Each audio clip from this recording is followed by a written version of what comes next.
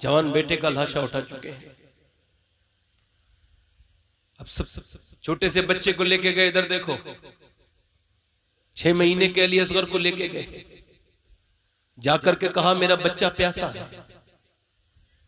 ये तुम्हारी बातों को नहीं जानता, ना ये इख्तिलाफात को समझता है, कोई इसे पानी दे दो। एक जालिम ने तीर मारा,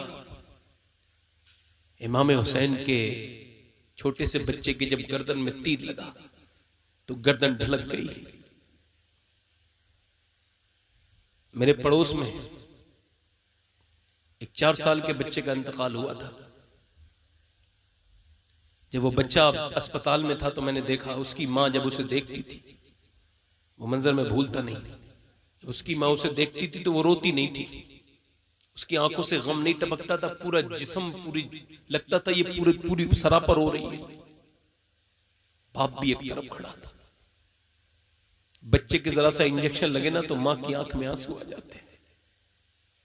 एक इंजेक्शन लगे ना, मगर ये इमाम हुसैन है। जब यजीद ने कि जालिमों ने जब तीर अली असगर के मारा तो आपने खून को हाथ में लिया, कहा रब ये तेरी मर्जी है तो बस तू बस मुझसे राजी हो जा मेरे रब।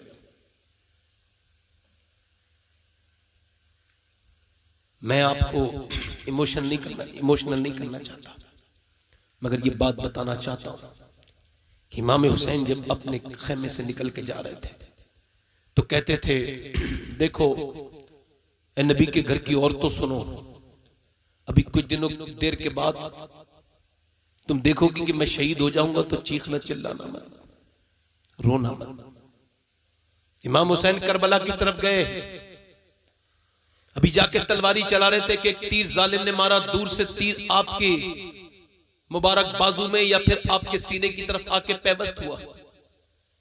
तीर का लगना था, बहन से कह के गए थे रोना नहीं। बहन कौन है? सैयदा ज़ैनब। सैयदा ज़ैनब कौन है? मेरी बहनें सुने, जिसे सैयदा फातिमा ने अपनी गोद में पाला है। ज़ैनब कौन? एक अकेली ज़ैनब नहीं, हयाए फातिमा भी है, इल्म अली भी है, हिल्म मुस्तफ़ा भी है, एक ज़ैनब है। ज़ैनब से कहते रोना नहीं, चीखना नहीं, चिल्लाना नहीं। ये ज़ैनब कोई आम लड़की नहीं, अपने वक्त की सबसे बड़ी आलिमा। अपनी हम असर लड़कियों में उनसे ज्यादा काबिल उस दौर में कोई नहीं था। एक खेमे की ओट से अपने भाई को देख रही थी। जब तीर लगा इमाम हुसैन के तो इधर से सैयदा ज़ैनब पुकार उठी, हाय मेरे भाई। आवाज इमाम हुसैन तक चली गई तो घोड़ा वापस ले आए।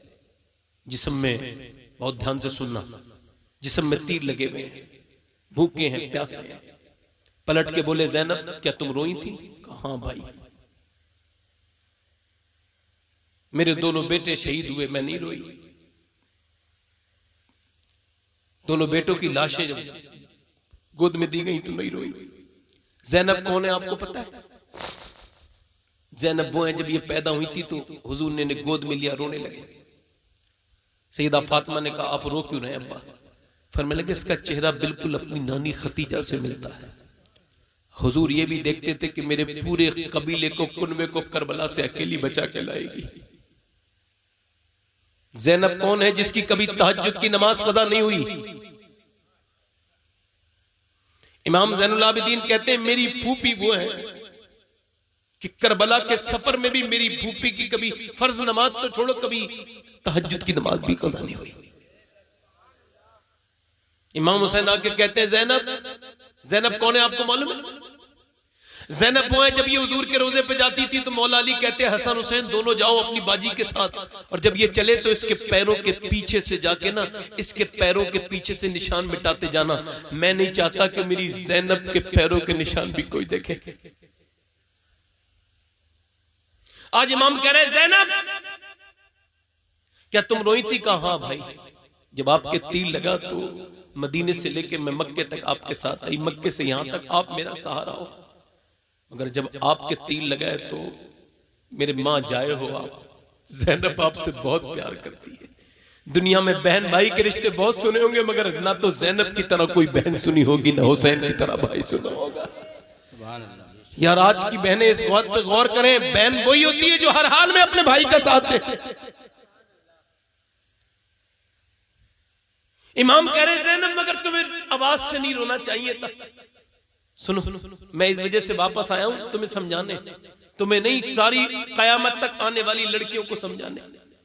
वो जो बाजारों में घूमेंगी उन्हें, वो जो शादियों में बेपर्दा फिरेंगी वो जो मज़ारों पे बेपर्दा जाएंगी वो जो मैकेप करेंगी वो जो मौत को भूल जाएंगी वो जो अल्लाह को भूल जाएंगी वो जो मेरे नाना को भूल जाएंगी वो, उन तमाम औरतों को भी समझा रहा हूं, तुम्हें भी समझा रहा हूं। ज़ैनब अपनी आवाज को जोर से मत निकालो और जोर से मत रो।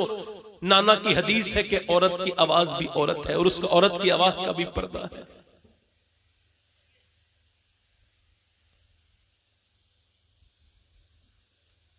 उसके बाद क्या हुआ, इमाम हुसैन ने अपनी भाई बहन को नसीहत कर दी। उसके बाद इमाम हुसैन शहीद हुए। घोड़े 10-10 घोड़े इमाम हुसैन के जिस्म पे दौड़ रहे हैं। सैयदा ज़ैनब ने मदीने की तरफ मुंह देख कर कहा, नाना जान देखो तो अपनी औलाद को।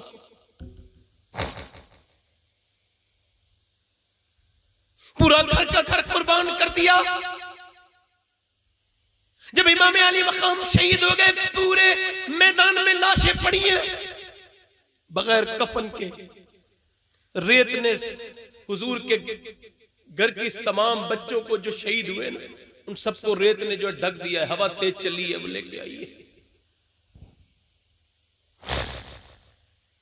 मगर एक बात मैं अपने भाइयों को और अपनी बहनों को समझा रहा हूं। बस हुजूर का जब विसाल हो रहा था ना, तो सरकार ने कहा था अली यहाँ आओ, मेरी बात सुन लो। बिल्कुल आखिरी वक्त में हुजूर ने कहा, आखिरी नसीहत वसीयत मेरे हुजूर की। यार वसीयत तो सब पूरी करते हैं ना हम लोग। आखिरी वसीयत क्या थी, यहाँ आओ अली मेरी बात सुनो, लिख लो जो मैं कह रहा हूँ। हजरत अली बोले हुजूर मैं याद रखूंगा, बताइए। तो हुजूर ने फरमाया अली चाहे हालात कुछ भी हो, नमाज मत छोड़ो।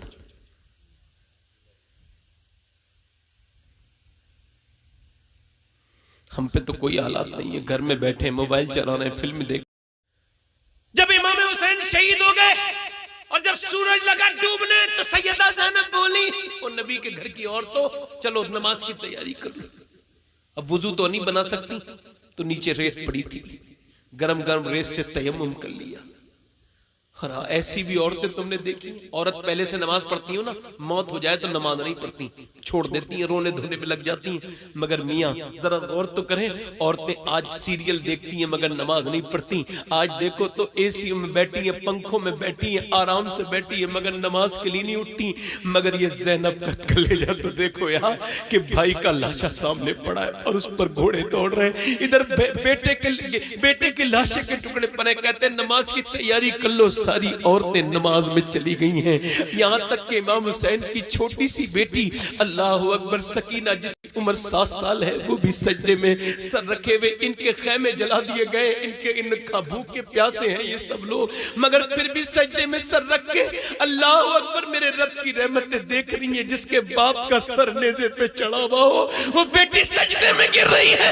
अल्लाह अकबर, मेरी बेटियों को क्या हो गया कि नज़ाने होती रहती हैं, वो नमाज नहीं पढ़ती। आज जब माए नमाज नहीं पढ़ती तो बच्चों पे भी नमाज का असर नहीं है। ओ भाइयों, ये करबला को सिर्फ जो है वो करबला को शोर शराबा न समझो, ये पैगाम है कि चाहे हालात कुछ भी हो, जान दे देना, मगर मेरे नबी का दामन न छोड़ना, कभी नमाज न छोड़ना। कभी देखे तो नबी के घर की औरतें नमाजें पढ़ रही हैं। ओ लोगों, अगर तुम सच्चे हुसैनी हो तो आज से वादा करके उठो कि चाहे हालात कुछ भी हो, हम अपने जंगलों में मुसल्ले बिछाएंगे। इमाम हुसैन ने तपती हुई रेत पर मुसल्ले बिछाए थे, हम सड़कों पर मुसल्ले बिछाएंगे, हम घरों में मुसल्ले बिछाएंगे, हम मस्जिदों में नमाजें पढ़ेंगे।